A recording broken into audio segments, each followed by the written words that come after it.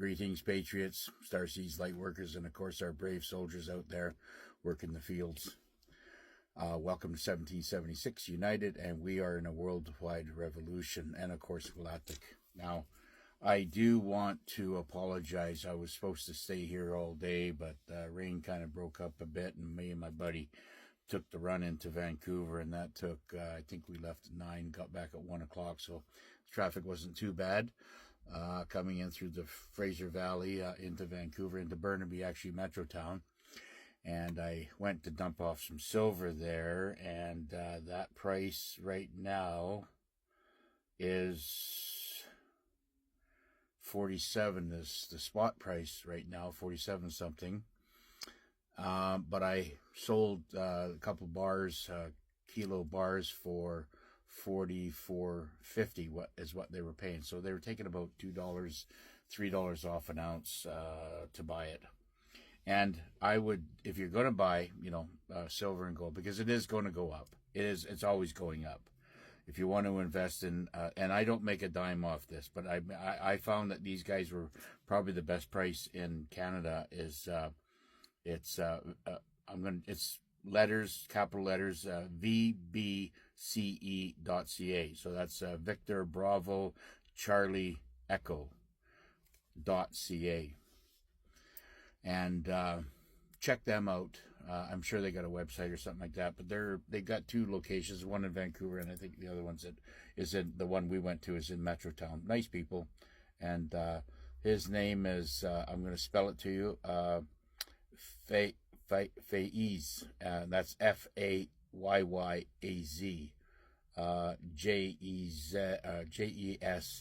JESHANI, and he runs the Vancouver Gold and Bullion Exchange. That's what that is. So, and of course it's going to go up all the time.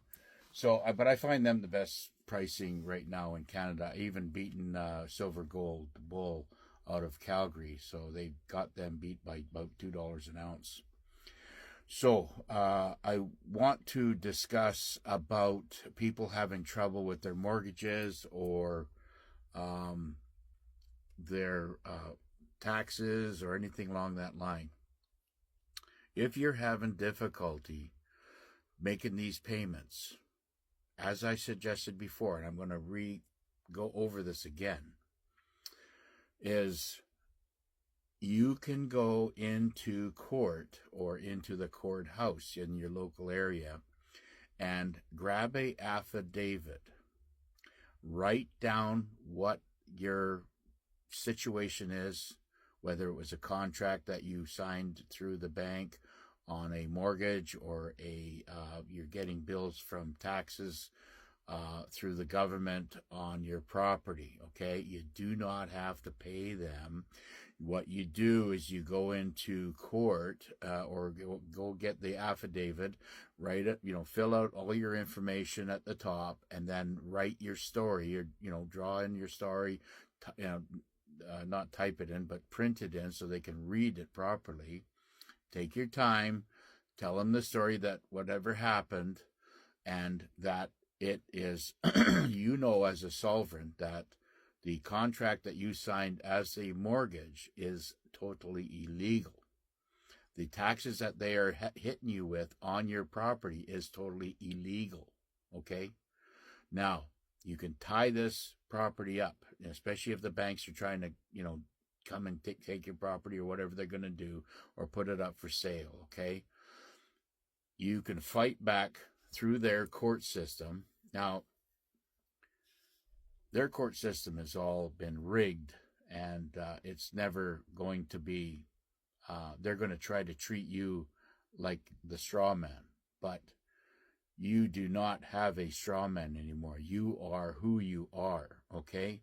You are, Mr. Joe Smith, Joe Philip Smith, okay, for example. You put your name in there, and your first name or first initial of each name is in capital, and then the rest is in lower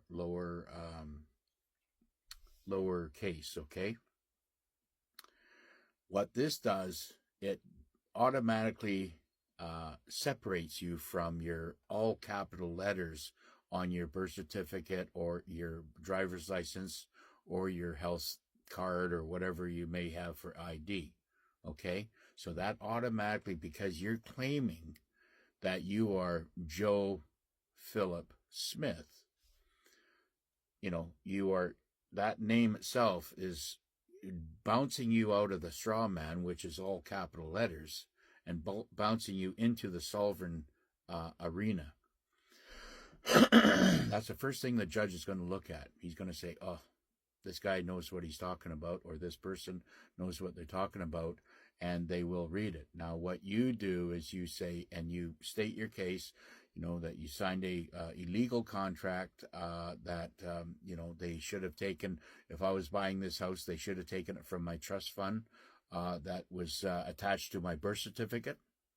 And they can do the same thing with the tax department, with the CRA, which are dead now. They're just they're on life support, as well as the IRS. The IRS is dead, but they're still trying to manufacture money from you because that's all they have left, right? And they just want to pocket it. That's all they want to do. It's got nothing to do with, doing the roads or fixing, where we live or anything like that. It's all bullshit, right? So that way you do, you lay out your story on the affidavit, you sign it, and then you bring it back in and you file it, and then you'll say, well, when do you think this court date will be? And they'll say 6, 8, 9, 10, 12 months. So at least that ties the property up in the eyes of the court, that the bank can't do shit, okay? They can't do nothing. They can't sell it. They can't do anything to your property, okay, for at least 9 to 12 months. And then you say, you can go back there and say, well, we're not ready yet. We got some other issues to deal with, whatever. And of course, they might not even show up. They might just wipe out wipe out your debt based on you confronting them. So there's that possibility. And, but you, at that time, you can go in after 9, 10, 12 months, whatever the date is, and you say, well, we might need an extension. If you find that the banks are there or the CRA is there, which would be crazy to, if they were there, it would be absolutely suicide for them, because they know it's illegal. It's an illegal practice, and you're confronting them on that. And, you could say, to the judge, listen, I want to sue for damages based on this, them falsifying these documents, right? Okay, so that's a perfect way to fight back. You are a sovereign, okay? We do not have a straw man anymore, so any of those old IDs that you have is completely worthless, and that's what they're riding on. They're riding on the fact is that you are going to submit these IDs that are attached to your straw man. Okay, you understand? So I don't have this problem because I already took care of it, right? These people run from me. They run, okay? So they do not want to know, and they certainly do not want me out there explaining to all my fellow Canadians and Americans that, and whoever else is in the world that's got a mortgage, that that you can do these things to fight back properly, and that's going to really tie up the courts. If you got every person that has a mortgage going into the court system, that's just going to backlog them. You might not see a court case for 3 or 4 years, right? If everybody starts doing it. And that's would be my way if I own property in Canada. I saw this coming in 2012, I think it was. And that's basically, I just sold off everything, took a bit of a haircut on everything, and from there I was able to cash out and buy in the Philippines, which I still to this day not have a problem. So if there's any questions on this, let's chat about it, and let's get you on the road to freedom. Okay, talk to you later. See you on the next one.